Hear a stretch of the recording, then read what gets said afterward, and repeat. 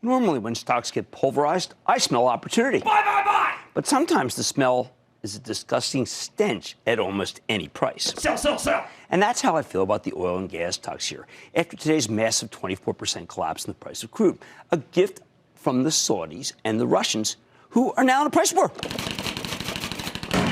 Now, I've been criticizing this group nonstop for months because I wanted to immunize your portfolio against a wave of selling, typically made by younger portfolio managers who care about the environment more than they care about chasing yield. We saw the same thing happen to big tobacco stocks in the 90s. I mean, buyers stopped caring about their high yields because most portfolio managers no longer wanted to show that they own them. Cigarettes were too controversial, and that's why I've been calling oil and gas stocks the new tobacco.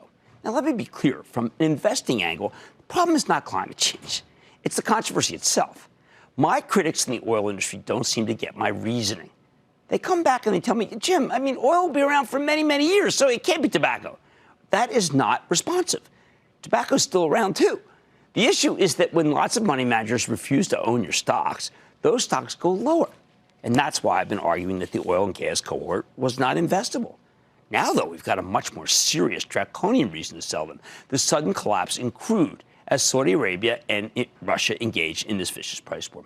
The Russians were pumping too much oil in an attempt to drive American producers out of business, typically the shale producers. So now the Saudis are pumping even more to drive the undisciplined Russians out of business. And that's how the price of crude sinks to $31 a barrel. Don't miss a second of Mad Money. Follow @Jim Cramer on Twitter. Have a question?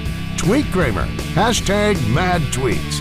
Send Jim an email to madmoney@cnbc.com or give us a call at 1-800-743-CNBC. Miss something? Head to madmoney.cnbc.com.